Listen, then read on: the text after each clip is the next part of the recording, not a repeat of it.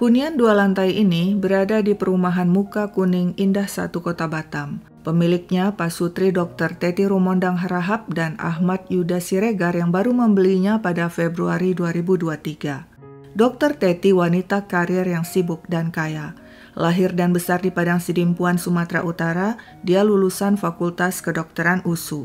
Sebagai ASN di Dinas Kesehatan Provinsi Sumatera Utara, Dr. Teti pernah ditugaskan di beberapa rumah sakit, bahkan sempat menjabat di Rut RSUD Padang Sidimpuan. Teti juga punya jiwa bisnis. Dia pemilik Akademi Kebidanan Matorkis di Padang Sidimpuan, sekaligus merangkap direktur dan pengajar di sana. Kabarnya, dia juga punya lahan tambang. Tadinya Dr. Teti menikah dengan Darwin yang memberinya 3 anak. Tapi karena sering cekcok, setelah kurang lebih 30 tahun bersama, mereka bercerai. Tak lama kemudian di tahun 2021, Dr. Teti yang saat itu berusia 58 tahun menikah lagi dengan seorang pria bernama Ahmad Yuda yang berusia 14 tahun lebih muda. Yuda mengaku duda dan seorang kontraktor. Dia selalu sibuk, jarang di rumah karena mengurus bisnis kontraktornya di Jakarta. Kepada seorang teknisi CCTV di Akademi Keperawatan miliknya di Padang Sidimpuan, Dr. Teti sering curhat perihal suami barunya itu. Suamiku mau mencalonkan diri jadi Bupati Tapanuli Selatan pada Pilkada 2024 nanti.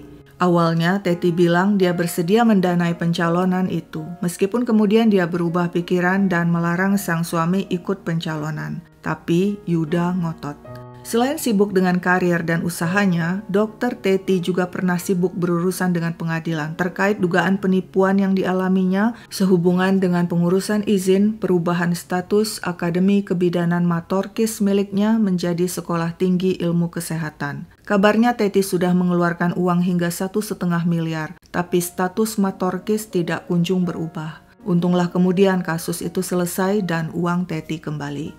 Nah, kebayangkan betapa sibuk Dr. Teti. Sewajarnya di usianya yang menjelang 60, dirinya perlu rehat dan libur sejenak.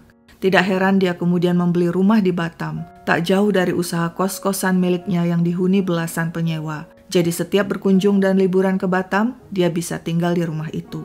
Seorang tetangga mengatakan, Bu Dokter jarang tinggal di sini karena beliau punya beberapa rumah. Menurut si tetangga, Teti kadang tinggal sendirian, kadang dengan suaminya Yuda. Sudah 2 minggu terakhir, Teti tinggal di rumah di Muka Kuning Indah 1 Batam itu. Seorang tetangga mendengar Teti berkaraoke di rumah. Beliau sempat keluar rumah sebentar. Saya menyapanya, "Sedang liburan ya Bu?" Lalu beliau tersenyum. Dan itulah terakhir kalinya si tetangga melihat Dr. Teti dalam keadaan hidup. Jumat 3 November 2023 pukul 10 malam, Yuda yang sedang berada di Jakarta gelisah. Sudah berkali-kali dia hubungi HP istrinya Dr. Teti yang sedang berada di Batam, tapi tidak ada jawaban. Khawatir, Yuda pun menghubungi Muhtar, orang kepercayaannya di Batam. "Dek, tolong dulu lihat kakak ke rumah, kok HP-nya nggak aktif?" Muhtar langsung datang mengecek rumah Dr. Teti. Dia mengetuk pintu dan memanggil berkali-kali, Kak, tapi tidak ada jawaban. Muhtar kemudian melapor ke Pak RT. Bersama warga lainnya mereka menuju rumah. Lewat HP Muhtar, Pak RT melakukan video call dengan Yuda yang memberikan izin untuk mendobrak masuk. Di dalam rumah mereka terkejut menemukan berbotol-botol bensin dan beberapa tabung gas yang berdesis. Bagian dapur menghitam terbakar. Pak RT yang sigap segera menyuruh semua orang keluar untuk mengamankan TKP. Penemuan itu dilaporkan kepada petugas Babin Kamtipmas yang langsung datang memeriksa dan menemukan di kamar belakang mayat Dr. Teti berdaster tertelungkup di atas dipan, kepala dibungkus kantong plastik. Tak lama kemudian polisi dan tim Inafis sudah memenuhi TKP. Warga gempar. Muhtar segera memberitahu kabar buruk itu kepada Yuda yang berjanji akan segera datang ke Batam. Hasil visum menunjukkan Dr. Teti yang babak belur meninggal akibat trauma kepala, patah tulang tengkorak, memar di tubuh hingga luka bakar. Kepada polisi, Muhtar mengatakan setaunya Yuda, suami Dr. Teti, berada di Batam pada Kamis 2 November dan pukul 5 dia mengantar Yuda ke Bandara Hang Nadim untuk berangkat ke Jakarta. Polisi tentu saja ingin menanyai Yuda, tapi aneh pria itu mendadak tidak bisa dihubungi. Padahal dia tahu istrinya ditemukan meninggal di rumah. Mengapa tidak segera datang ke Batam? Sangat mencurigakan. Polisi juga berhasil menemukan informasi setelah kembali ke Jakarta pada 2 November, Yuda ternyata balik lagi ke Batam. Setelah itu dia minta diantar oleh Asep, sopir rental ke bandara untuk kembali ke Jakarta dan menitipkan sebuah tas kepada Asep. Tas itu antara lain berisi HP. Yuda memang diketahui punya beberapa nomor HP yang digunakan bergantian. Semua nomor telepon tercatat di HP itu dan dari situlah polisi berhasil melacak posisi Yuda yang ternyata dari Jakarta lari ke Palembang, lalu ke Jambi dan Pekanbaru. Dan demikianlah di Terminal Bus Pekanbaru pada 12 November 2023, sekitar 9 hari setelah jasad ditemukan, polisi berhasil meringkus Yuda. Dia sempat mencoba lari sehingga polisi menembak kakinya. Selama di pelarian, Yuda ternyata mengubah penampilan dengan mencukur pelontos rambutnya dan memakai wig. Kepada penyidik, Yuda mengaku dialah pembunuh istrinya. Tapi soal motif, pengakuannya berubah-ubah. Awalnya dia bilang karena cemburu istrinya selingkuh dengan pria yang datang ke rumah malam-malam. Lalu dia bilang lagi marah karena Teti menolak memberikan uang 50 miliar untuk urusan pencalonan dirinya sebagai Bupati Tapanuli Selatan. Yuda juga curhat betapa dirinya sudah banyak berkorban untuk Dr. Teti sang istri. Saat pernikahan dia memberi mahar uang 20 juta dan mobil Fortuner. Selama pernikahan mereka yang seumur jagung sekitar 1 tahun 9 bulan itu, Yuda mengaku sudah banyak memberikan uang kepada Dr. Teti, termasuk membelikan mobil Alphard dan rumah di Muka Kuning Indah 1 Batam, yang menurut Yuda semuanya dibeli dengan uang pribadinya. Selain itu, Yuda juga merasa ditipu oleh Teti soal lahan tambang. Teti memiliki lahan tambang ratusan hektar yang sebagian kemudian dibeli Yuda dengan harga kurang lebih 1 miliar. Namun ketika hendak dilakukan proses pengalihan lahan, kepala desa setempat menolak transaksi itu. Yuda curiga dirinya sengaja dipermainkan. Kepada penyidik, Yuda mengaku ada pihak yang terlibat saat kejadian, yakni Bunga, seorang remaja. Bunga membantu mengangkat jasad Teti yang berat ke atas dipan. Usut punya usut, ternyata Bunga istri siri Yuda. Saya kenal Bunga di hotel di Padang Sidimpuan. Berdasarkan pengakuan Yuda, polisi pun menangkap Bunga di Padang Lawas, Sumatera Utara dan langsung membawanya ke Batam. Bunga kelahiran Mei 2006, tinggal di Padang Sidimpuan.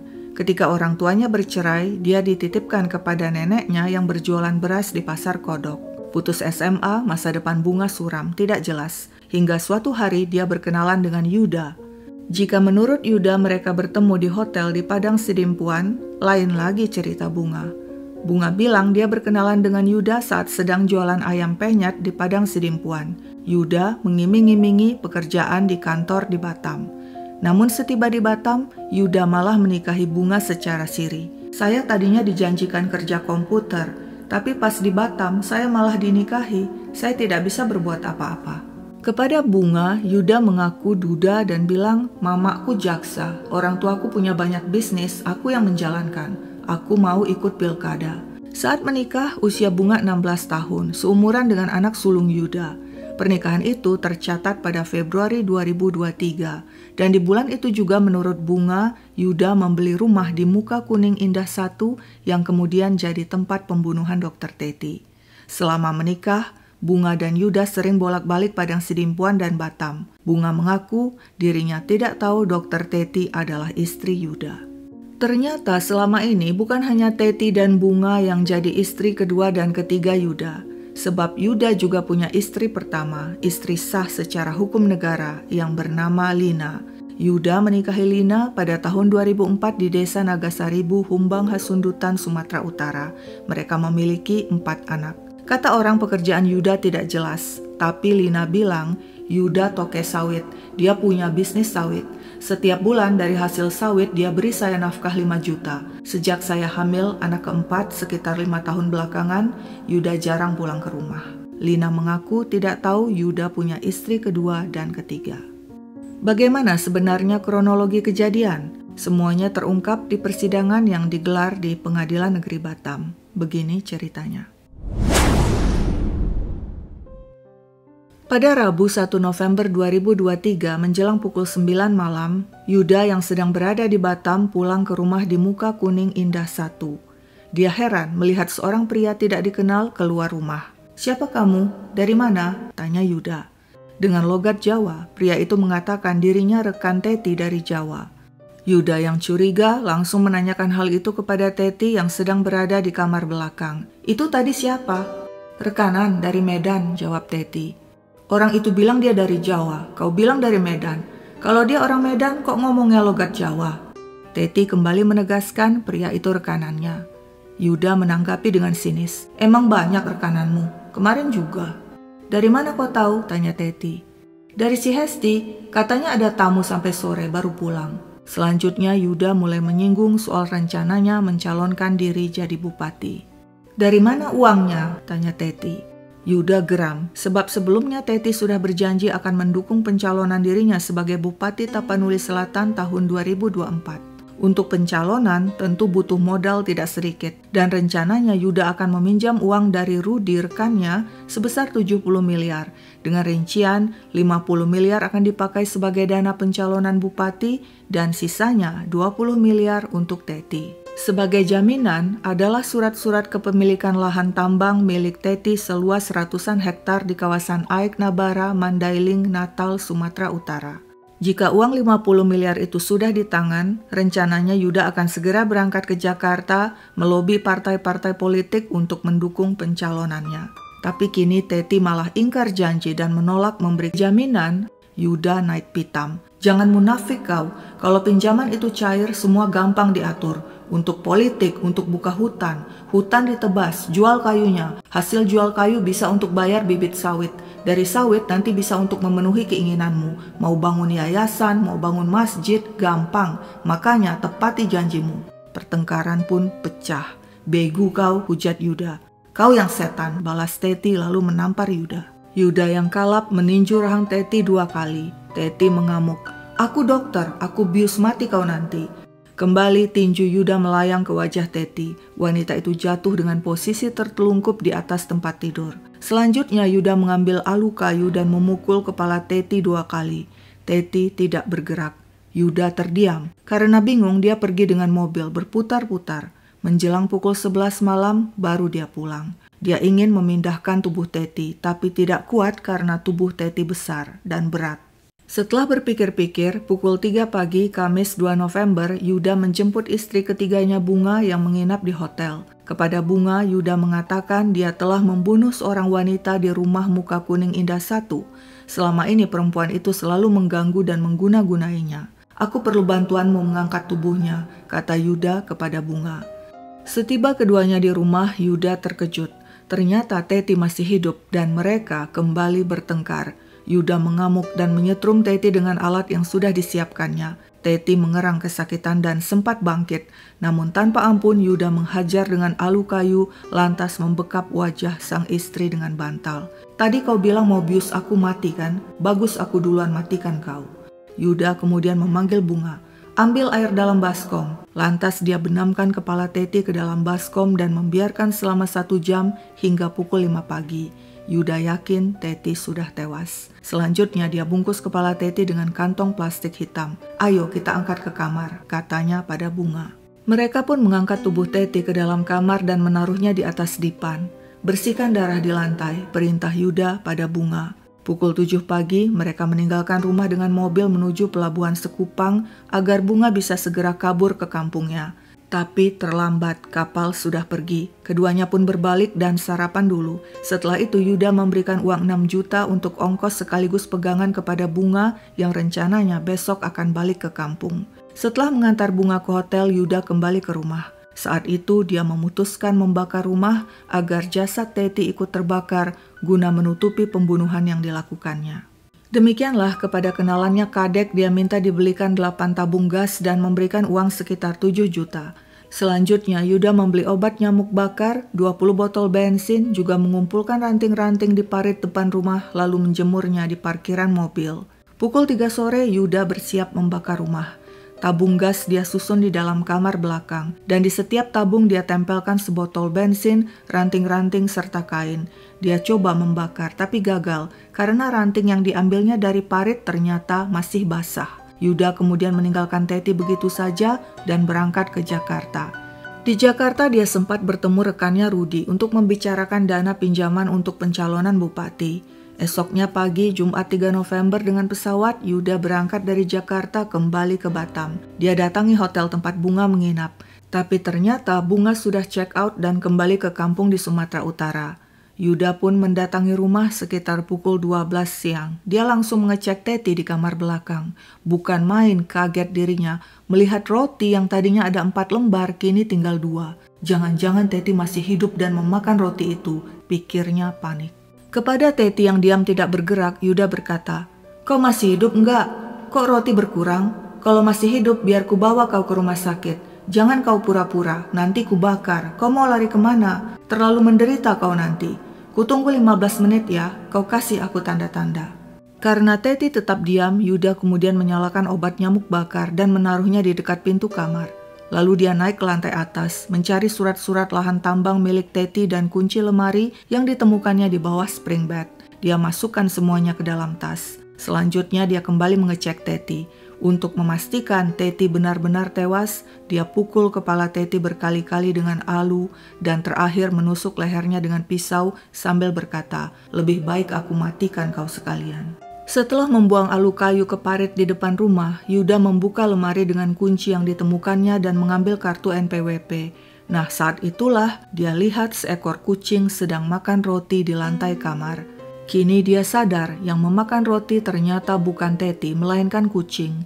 Teti sebenarnya telah tewas. Bergegas Yuda membawa 3 tas, mengunci pintu dan meninggalkan rumah dengan kondisi obat nyamuk bakar menyala agar rumah terbakar. Kemudian dia titipkan salah satu tas kepada Asep, sopir rental yang mengantarnya ke bandara untuk pergi ke Jakarta.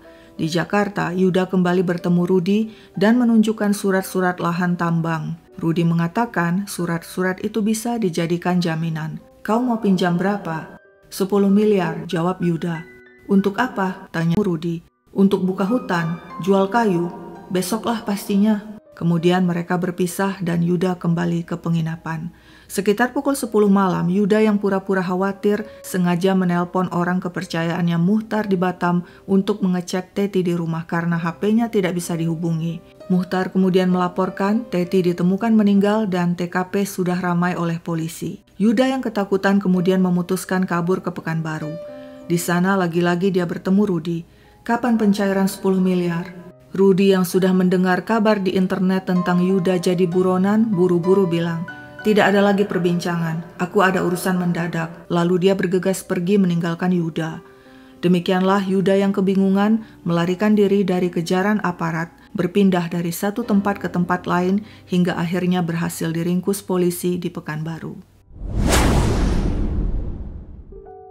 Di persidangan, jaksa penuntut umum menuntut Yuda vonis mati karena telah melakukan pembunuhan berencana. Perbuatan Yuda dianggap sadis. Yuda menangis di depan majelis hakim menyesali perbuatannya telah membunuh sang istri Teti. "Saya sangat menyesal Yang Mulia, saya mohon diberikan hukuman ringan. Saya tulang punggung keluarga. Siapa yang akan mencari nafkah untuk anak-anak saya? Psikologis keempat anak saya terganggu dengan keadaan ini. Di sekolah anak saya dibuli karena tindakan yang saya lakukan." Yuda mengatakan dia tidak berniat membunuh Teti.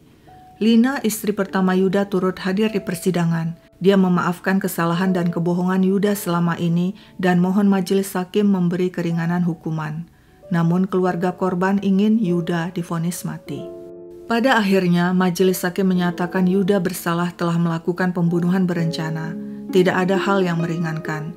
Yuda divonis mati, sedangkan Bunga yang turut membantu mengangkat jasad divonis 7 tahun. Demikianlah kisah Yuda dan istri-istrinya. Istri pertama kini kehilangan nafkah, istri kedua tewas dibunuh, dan istri ketiga meringkuk di balik bui. Sekian dulu ceritaku, sampai jumpa kapan-kapan.